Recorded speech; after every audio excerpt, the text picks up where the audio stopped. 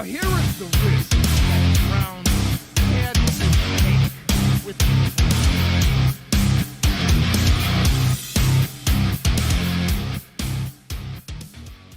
And I love you, Ohio. And a very pleasant welcome to this week's version of Bonus Time with Drennan here on the Big Play Sports Network. Hi, I'm Bruce Drennan, along with Ryan Smith. We welcome you to this week's show. We got a lot on the platter. Oh, Ryan. What a bummer, huh? We're starting early, huh? Yeah. Reserve yourself. Let me get in it.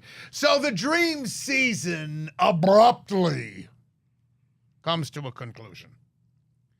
64 wins in the regular season, the most regular season victories in the Eastern Conference, second most in franchise history.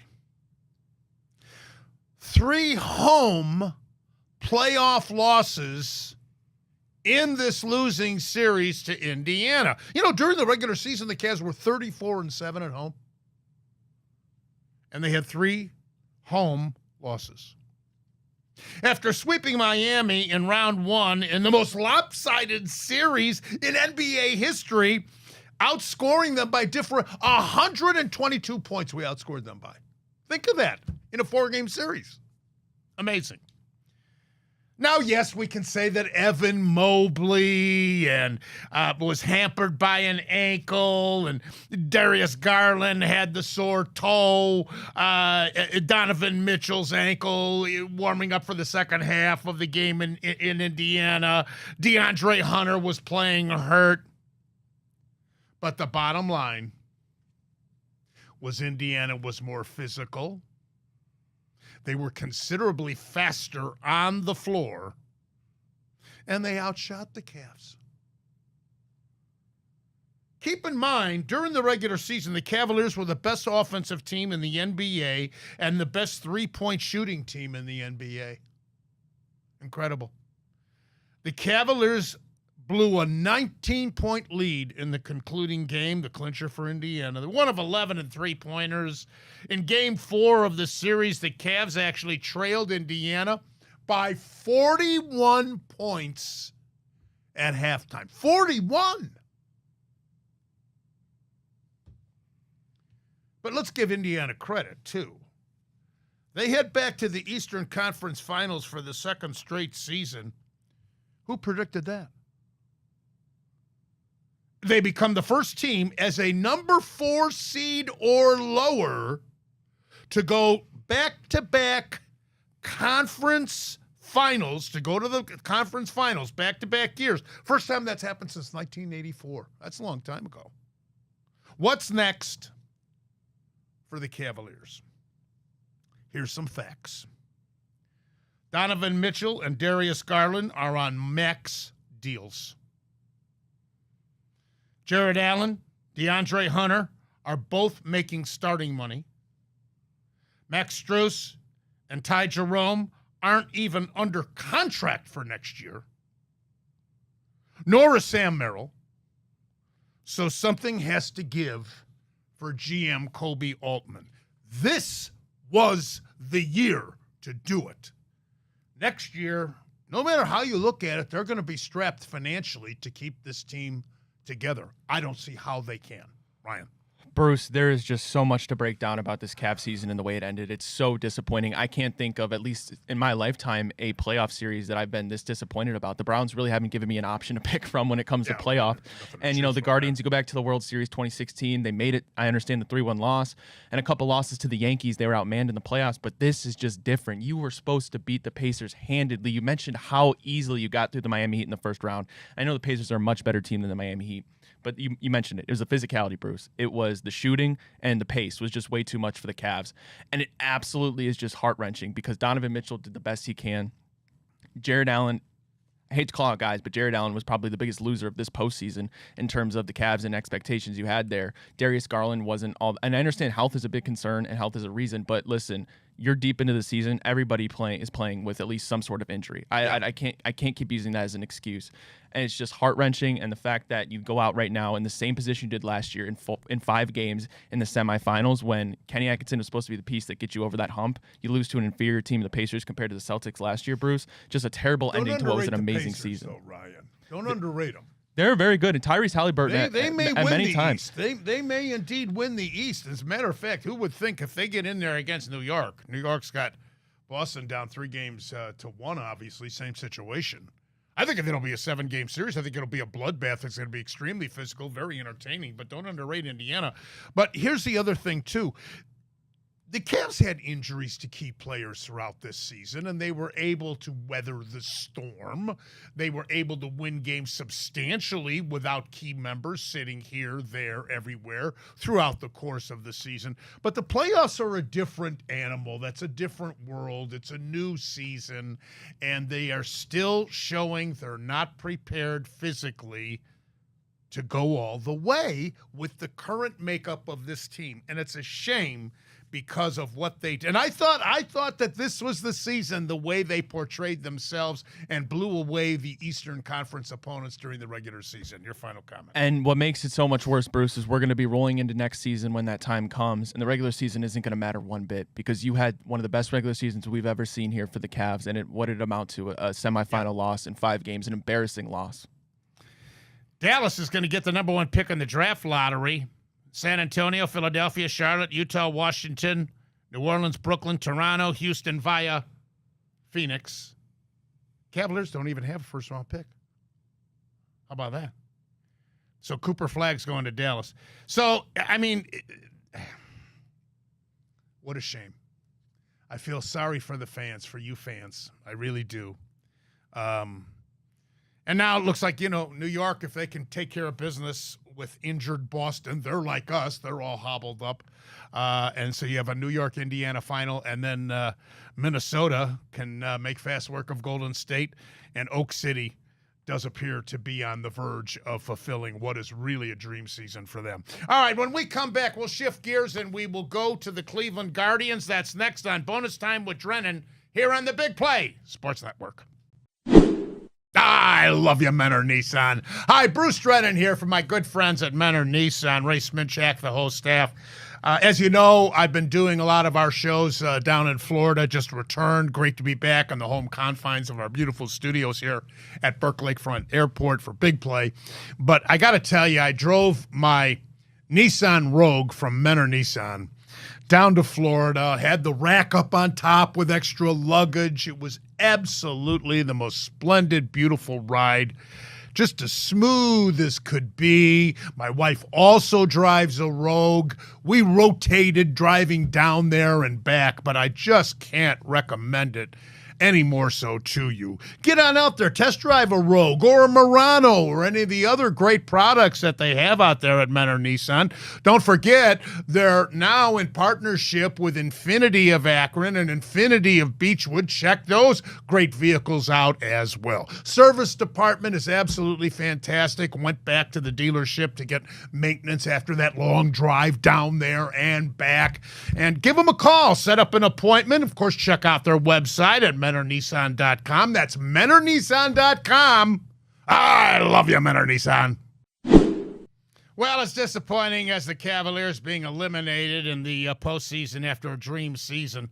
Guardians, on the other hand, are MLB entries playing really good ball right now, including a 2-0 shutout victory against Milwaukee last night here in Cleveland. Logan Allen delivered his strongest outing of the season to this 2-0 win and giving the team a chance for a sweep today in the concluding game of the series. He threw 6 shutout innings, limiting the Brew Crew to just 3 hits, 1 walk. He struck out 6, throwing 89 pitches.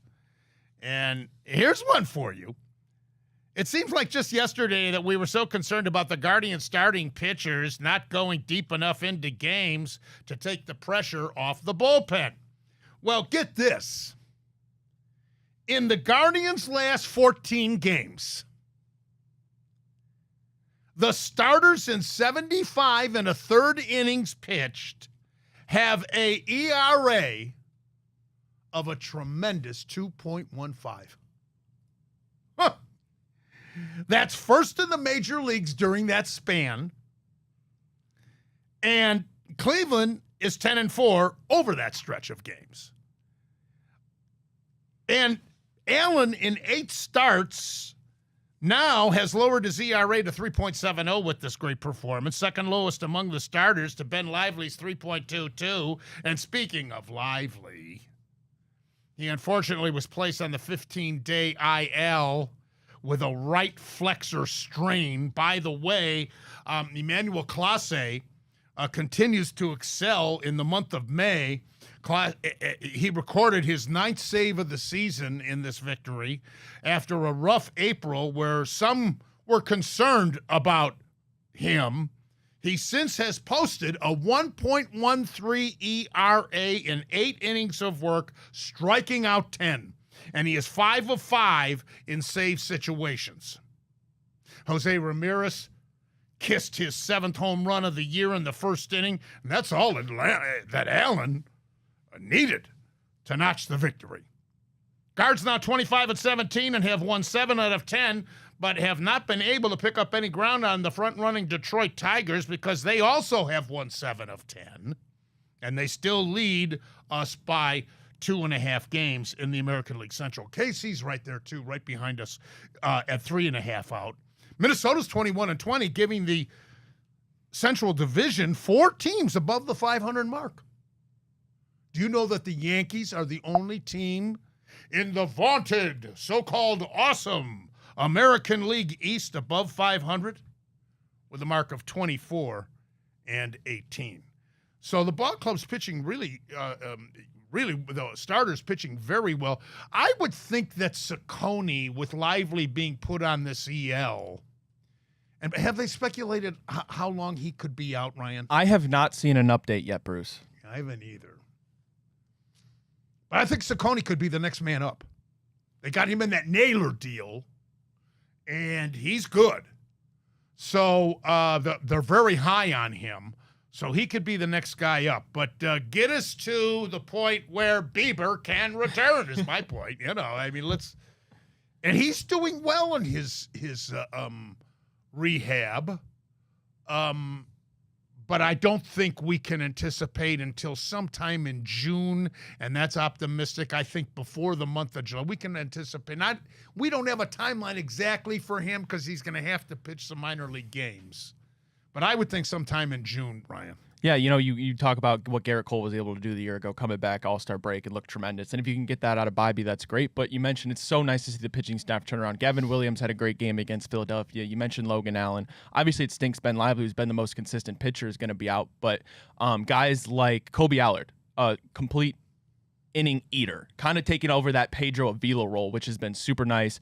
Hunter Gaddis is playing really well. Cade Smith, Emmanuel Clase seems back to form, which is really good. And you mentioned Jose's almost batting 300 now. Gabriel Arias is stepping up. Angie's over 300. He's still doing good. Quan is just an absolute hitting machine. Yeah. And we're still getting some power out of Manzo's bat. So I think if you're going to tell somebody mid-May we'll be sitting second in not just American League Central, but the American League Division, people would be pretty happy, Bruce. Absolutely. And again, I wasn't worried about the starting rotation, nor was I worried about Emmanuel Clase. As a matter of fact, in our Ask Bruce segment, how many questions did we get directed at me about Clase? I said, relax.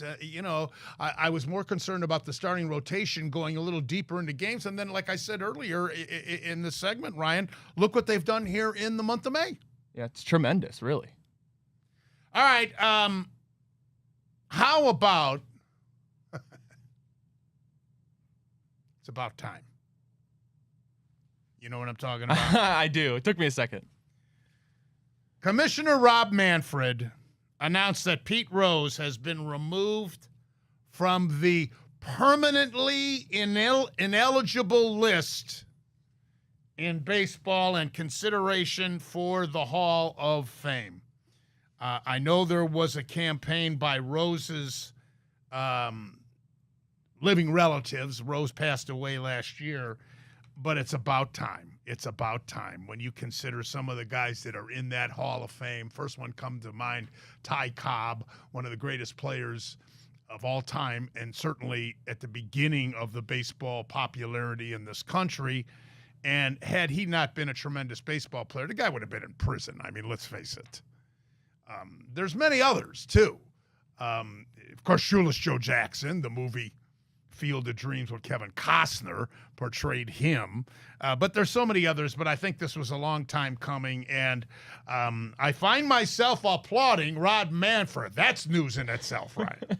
Yeah, I guess better late than never. It's unfortunate it has to come after his passing, but you're talking about the MLB all-time hit leader. How many people have molded their games after Pete Rose and have had such tremendous success? So I guess the motto is the same, better late than never in Pete Rose's case. Absolutely. And last but not least in this segment, let's clarify something once and for all. Pope Leo is a White Sox fan, not Cubs. The Cubs had the audacity to put on their entrance sign when it was announced after the conclave that he was the new pope, that he was a Cubs fan. Now, he's from Dalton. That's a south suburb of Chicago, and that's where Quinn Buckner is from, the great Indiana player on the undefeated team with Bob Knight, last undefeated team in NCAA college basketball. He went on to star with the Milwaukee Bucks and Boston Celtics, of course, and New Lenox. The Pope grew up in New Lenox, which is right next door to Dalton. So he was a White Sox fan. There's actually video of Pope Leo when he was just a priest in Chicago at the White Sox World Series game in 2005 against the Houston Astros when they were still a member of the National League. And, of course, the White Sox won that World Series and the crown. But the Pope is indeed a White Sox fan, Ryan. I did see that video of him at the World Series game. I thought that was pretty awesome. It's crazy how they managed to go back and find that film. I know. I don't know how they managed to do that. Maybe facial recognition or something nowadays. I thought the same but thing. to fathom how you go back 20 years ago and just were you watching the whole game to just scout out if he was there? Unbelievable. It makes no sense. But it's super funny to think the Pope is a fan of AL Central baseball. And I got to think the Pope thinks Michael Jordan is the greatest of all time. We'll shift gears. We're going to talk Browns and the NFL next. Bonus time with Drennan. Big play. The Big Play Sports Network is brought to you by Pure AV, luxury home automation. Experience your dream smart home by visiting pureavcorp.com. Well, as you probably know, we record our Bonus Time with Drennan show here on Wednesdays, and on Wednesday evening tonight, as we are recording this version of the show, the full NFL schedule will be announced. But we already know that there are 7 international games that have been scheduled by the NFL. That's the most ever, by the way. And 3 games will be staged in the United Kingdom, 1 game each in Brazil, Germany, Spain, and Ireland. And our Cleveland Browns are going to be one of them. We play the Minnesota Vikings on Sunday, October the 5th in London, England at 9:30 in the morning, Ryan. Make sure that you don't have a big bender or a late date that night before. I don't want you to miss that game now. No, I'm not going to miss that game, Bruce. A lot of people don't like the earlier games. I'm excited. I think just the fact that we haven't had an international game since 2017, so that'll be cool and fun. It was against Minnesota, too, It was against Minnesota, Bruce. And I What else actually is new? saw something that the last time the Minnesota Vikings played in Cleveland was 2009 when their quarterback was Brett Favre. So it's been quite a time. We're going to have to wait, obviously, as this one is at, I believe it's pronounced Tottenham Stadium. I used to say Tottenham. Sorry, I'm not over the pond. But I'm excited, Bruce. Some international football. And it seems in 10 years we'll be playing a game eventually on the moon. You know, Minnesota's going to become the first team to play 2 international games in a row in 2 different countries. They play in week 4 against the Pittsburgh Steelers in Ireland, and then week 5 against us in London.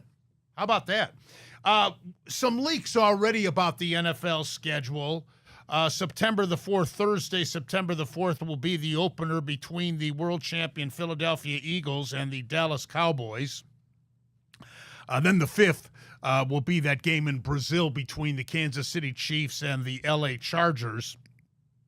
Sunday, November the 9th in Berlin, Germany. Atlanta versus Indianapolis.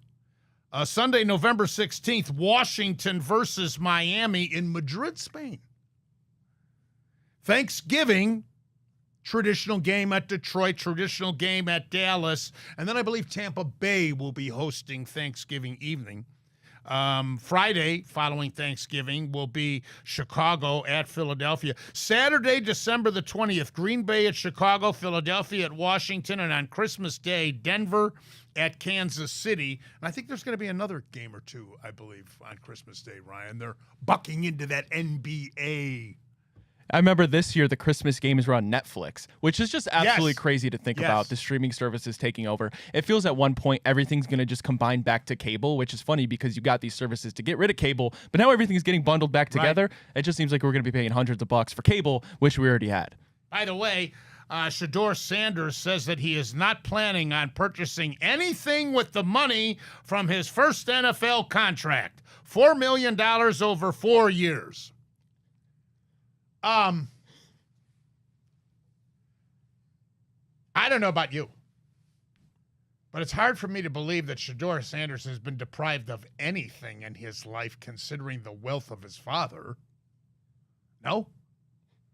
So what kind of what is this? $4 million over 4 years. I'm not going to purchase anything. He says that he knows he's got his work cut out for him. And that's for sure. But something's got to give with the Browns. I mean, these 4 quarterbacks, any hunch on what they're going to do? They could make a trade, I guess. New Orleans is a knows? name that has come up recently with the news with Derek Carr. that Derek Carr has retired. Yeah. Maybe they'll be in the market for a Joe Flacco. I think if anybody would get traded, it would be Joe Flacco. I think he's more of a commodity, certainly, than Kenny Pickett. And you're obviously not trading Dylan Gabriel or Shedeur Sanders. And they picked up that receiver was with Pickens, Pittsburgh. Yeah. So, I mean, Browns rookie minicamp wrapping up. Got to see some nice grainy footage at Berea of the quarterbacks throwing. Get us real hype for the season to get back, Bruce. By the way, we are going to shift gears in the next segment and welcome Mike Yeager, who is the PGA golf professional and the general manager of Columbia Hills Country Club, where I belong, to preview the upcoming PGA beginning tomorrow at Quail Hollow in Charlotte. And then next week, I'm hoping to confirm Jimmy Hanlon, who is now featured here on the Big Play Sports Network with a bunch of his golf shows. And we will review the PGA Championship, the second leg of the Grand Slam of golf. That's next. Bonus time with Drennan. Big Play. The Big Play Sports Network is brought to you by Infinity. Luxury experiences for those who dare to be different. Visit infinityofbeechwood.com today. Well, the second major of the Grand Slam of golf is getting underway tomorrow at Quail Hollow in Charlotte. It's the PGA Championship. And joining me now is Mike Yeager, PGA golf professional and general manager of Columbia Hills Country Club, where I am a proud member. Mike, I'm excited.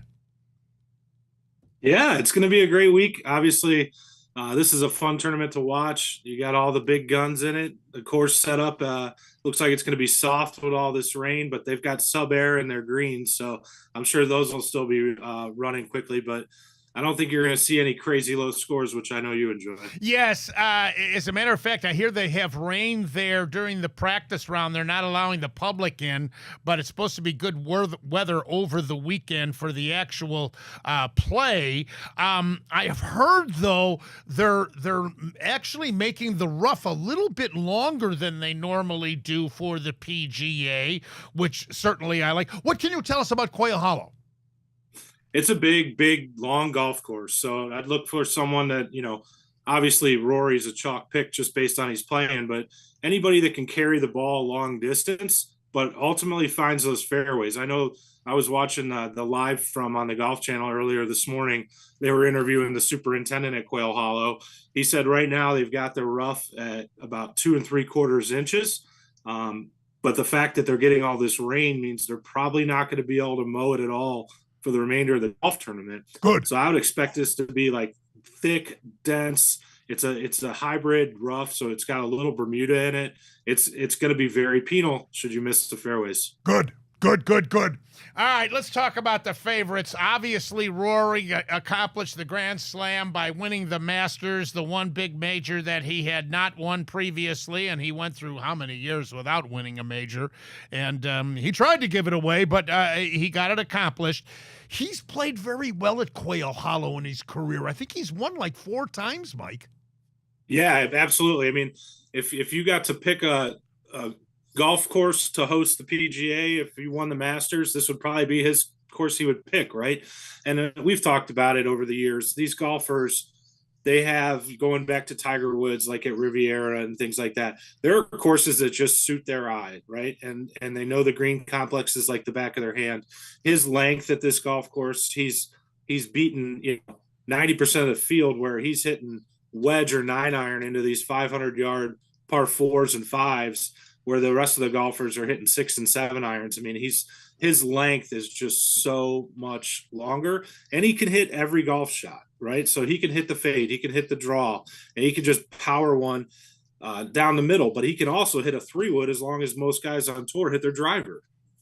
Scheffler appears to be back. He won the Byron Nelson. What's his hopes? I mean, it'd be silly not to have him right up there. They've got the world number 1, 2, and 3 all paired together for Thursday and Friday. He took last week off to rest after he absolutely dominated the field 2 weeks ago. So I'm sure his spirits are high. DeChambeau's been playing very well on the Live Tour. Yeah, absolutely. I mean, next, like we just talked about Rory with his driving, DeChambeau's right there with him. The only thing that somewhat holds him back is his iron play and hitting those greens in regulation. He's got a great short game, and he's amazing off the tee. So if he can figure out his iron play, tee to green, he should be right up there. Schauffele is the defending champion. He actually withstood the charge by DeChambeau by having to make a putt on the 18th hole last year to win the championship. But he's had some health problems early on this year, has he not? Yeah, he's got the post-injury behind him, so he hasn't played a ton of golf. But he is going to be the defending champion. So he was the runner-up back in 23 and 24.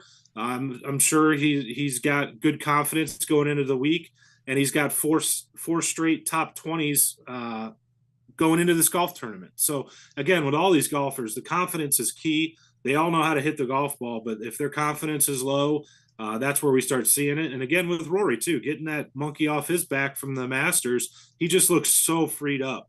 And he's playing with house money. Morikawa's won 2 majors. He, of course, is considered one of the favorites. What's his chances? I don't know. He's been so up and down this year. He hasn't really had that feel that he's going to contend every week. He's got a new caddy this year as well, so I think they're working through some things. But again, he is right up there at the top with fairways hit on that average, but he's not one of the longer ball strikers out there, so that could bite him a little bit this week. Everybody says that it's only a matter of time before Oberg breaks through. Is this the tournament for him? I don't know. Statistically speaking, I look at all the numbers, and the PGA Championship is traditionally won by an American golfer. Very rarely has a European won it. I think he's still learning a lot of these golf courses because he is so young, and he doesn't have, the local knowledge of someone like Rory that's played it for decades now.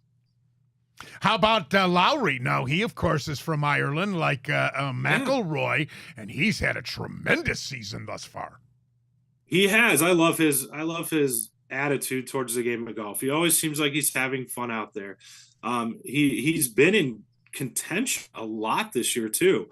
He just hasn't been able to close the door on Sunday, but he's definitely one to watch for sure. Justin Thomas, of course, is always considered a threat. What's his chances? I like his chances. His game's coming into form really at the right time right now. He's playing some really, really good golf. He's won once, and I think he had 2 second-place finishes in the last 4 weeks or so. He's also a past champion, and he's held that Wanamaker Trophy before. So he's got to be feeling really good for his chances. I'm going to ask you about 2 live golfers that have kind of dropped out. I won't say they've dropped off of the map, but they don't seem to be the major threat that they were. And that's Jon Rahm and Brooks Koepka. Yeah, it's challenging to understand it because they have so much ability, right? Rahm's really the more surprise. I mean, Koepka has some storied injuries. He's allegedly healthy now. But the thing with these live golfers is they all got paid. It's my personal opinion that they're not out there grinding as hard as the guys on tour right now. And additionally, they only play 3 rounds of golf. I don't know. Like the Dustin Johnsons of the world, it's easy. He got his money. I don't know how much he loved the game of golf to begin with. But it does seem like Jon Rahm, I'd heard rumblings that he was looking to get back on. So I think once they come to a resolution with LIV and the PGA of America, you might see the Jon Rahms and the Cam of the world doing better on tour. But I just don't think their life on LIV is the same as what these tour guys are doing day in and day out right now. Any long shots? Oh, outside, I love Shane Lowry. I think I picked him for the Masters even. I think this is going to be a pretty chalky tournament. I think you're going to look at Rory, Scheffler, JT. Is Bryson a long shot? Not in my opinion in a major. Outside of that, maybe a Seb Straka who's been playing really well. Yeah, it wouldn't surprise me last week. Yeah, it wouldn't surprise me to see Tommy Fleetwood. He always shows up in these majors. It seems like he does well when the light's on him. But I think it's going to be someone that hits the ball a long way, stays out of trouble in that rough. I think you're going to see the winning number be 13 to 14 under is probably my guess, unless weather dictates that a little more. But I didn't do it for the Masters, but give me Rory all day. Okay. I'd love to see JT win it. I think he has the capability, but I'm not gonna pick someone just to spite myself at this point. Justin Rose had such a tremendous Masters, and then when all the cameras were upon him on the Saturday, the 3rd round, he faded. And then he wasn't, all the attention of the world wasn't upon him. And he had a tremendous round on Sunday and almost pulled it off before all was said and done. So I don't know what the story is with him. He's a great player, though. He always seems to be there, Mike. Yeah, he does. He shows up. And like you said, I mean, these guys are human. They do feel the pressure. Look at Rory's history. He did not lack the game to win at Augusta. That course was perfectly set up for him. He got between his ears, and it impacted him for the last decade. I think now that that's behind him, he's got a chance to win the 2 for majors of the year to start the season, which hasn't happened very often either. So should he be able to win the PGA Championship, I think this could really make some cool storylines for the remainder of the year with the U.S. Open and everything else still to come. Mr. Yeager likes McIlroy. Keep that in mind, Michael. Thanks very much. See you at Columbia Hills, pal. You got it. I'll see you soon. All right, PGA golf professional Mike Yeager from Columbia Hills Country Club. Back in a minute. Bonus time with Drennan. Big play. The Big Play Sports Network is brought to you by Garage Beer. No bitterness, no frills, no IPA, just beer-flavored beer. Find local retailers who sell garage beer near you by visiting drinkgaragebeer.com. Well, thanks to Mike Yeager previewing the second leg of the Grand Slam of golf with the PGA Championship getting underway tomorrow. Well, the second leg of the Triple Crown of horse racing will be staged this Saturday in Baltimore at Pimlico when the Preakness will be run. But the winner at the Derby, Sovereignty, is not going to be in the field. The trainer pulled Sovereignty, and so as a result, Journalism, who finished second to Sovereignty, is the 8-5 favorite in the number 2 post position. Sandman, one of the favorites in the Derby, is running in the Preakness. Not nearly as big a field as the Derby when they always have like 20 horses. This is very limited, half that, if that. And Sandman at 4-1 in the 7 post position. American Promise is 15-1 in the number 3 post position. Clever Again is a horse to watch, I understand. 5-1 in the number 8 position. And another one they're talking a lot about is a horse called Goal Oriented, and it's 6-1, and it's in the number 1 post position. Bill Belichick, the new head coach at North Carolina, has assembled one of the largest transfer classes in all of college football this offseason. Are you aware of that? I actually did not know that. North Carolina added 11 players in the last 2 weeks and have a total of 37. That's the most in the ACC and fourth most in the Power Four. So that's very noteworthy stuff, but not nearly as noteworthy as the 73-year-old coach dating the 24-year-old Jordan Hudson, who just competed in the Miss Maine contest of the Miss USA pageant. Belichick was there in the first row, and actually when she came out on stage, she winked at him. I don't know how the judges felt about that, but Isabel St. Cyr, in the online voting, which allows the public to vote for a fee of $1 per vote, Hudson was behind Isabel St. Cyr, and Isabel St. Cyr, so Hudson trailed her in the online voting, and Isabel St. Cyr is a transgender.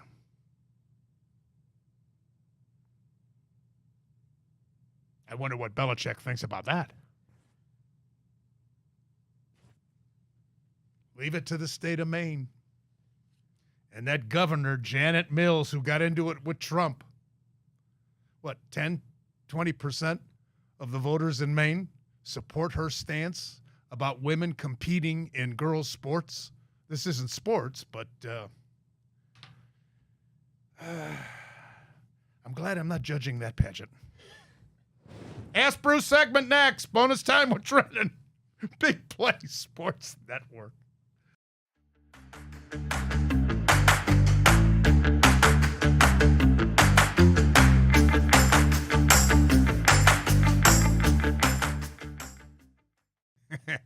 I've never believed in my career in not explaining to you inside jokes that occur during the breaks.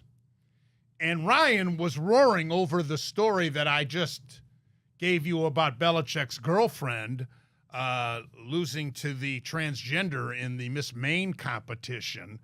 You know, Ryan, it takes a lot of research to dig up these stories. My wife helped me on that one, by the way. I just can't get past the fact he's dating a 24-year-old Jordan Hudson. I'm 24, and I just couldn't even fathom it. In fact, I don't want to fathom or think about dating a 73-year-old woman, Bruce. Good for Bill. I hope she's not using him. I mean, odds are she'll tell you, or odds are he's using him for his money. She's not using him. I just like to hope for Bill, you know. Maybe he's got a nice smile. Maybe they got a couple things in common. I don't think I've ever seen Belichick smile. There's kind of a little movement here, very tiny. She's taking him out of his shell. I did a roast with him once, though, here in Cleveland. Who were we roasting? I think we were roasting Sam Ratigliano. And I sat next on the dais. I sat next to Belichick, and he was actually okay that night. He was actually, showing a little bit of personality anyway. Jordan's bringing it out of him. Yeah. There you go. All right, Ask Bruce segment. Here we go. Alrighty. Hey, Bruce. Tito managing against his former club this weekend. Does that give Tito the advantage, or do the Cleveland players, knowing him so well, give the Guardians more of an edge? I don't know if there's any advantage. It comes down to pitching. They just had Cincinnati in their game yesterday. They had a gigantic Friedel, their center fielder, got nailed on a fastball right here, stayed in the game, and then a couple innings later had a collision with De La Cruz in shallow center field. And then Friedel hurt his wrist. Tito came out of the dugout to see how he is. They're already plagued with injuries, the Reds are. And I think they're 3 below the 500 mark. But I'm happy for Tito. that he wanted to get back into baseball, and he took this job with Cincinnati. As I told you weeks ago way back in spring training, because the Guardians and the Reds share the same complex in Goodyear, Arizona, he had established ties and contacts, obviously, with the Cincinnati brass and organization. So it didn't really shock me that it was Cincinnati, but I was kind of surprised that he came back to managing because I thought he was just going to play a lot of golf and tour the world. Alrighty, hey Bruce, Lane Thomas is scheduled to return in the coming weeks with Will Brennan getting called up. Do you think Nolan Jones is like the odd man out, or will it be Jones? That is a great question, and how patient can we be with Nolan Jones?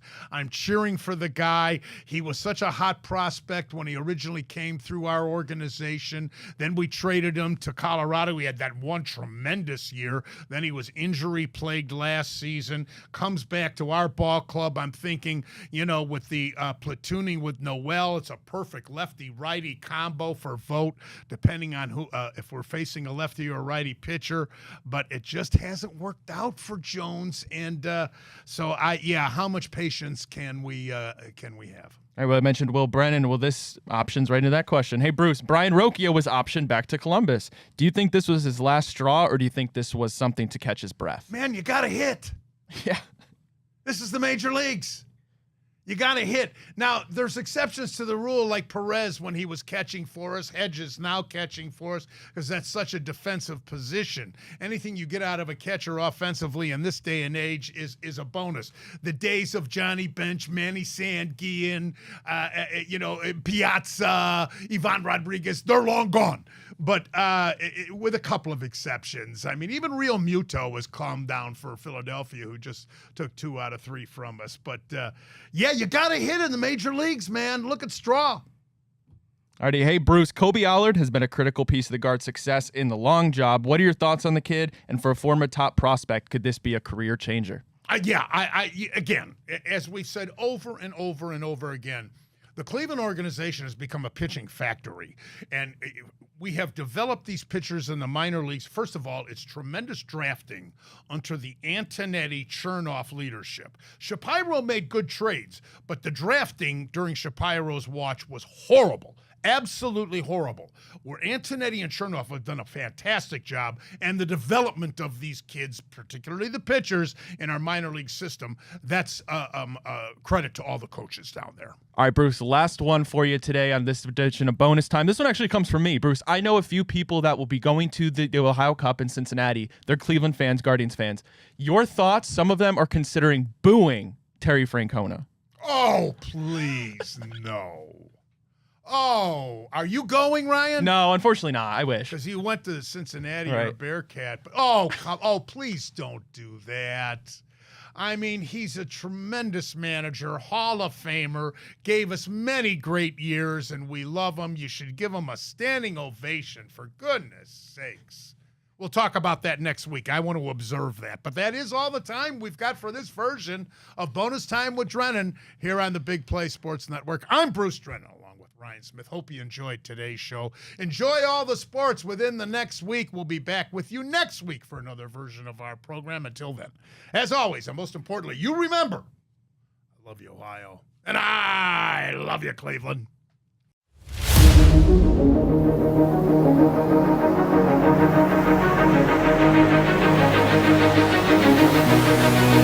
Thank you.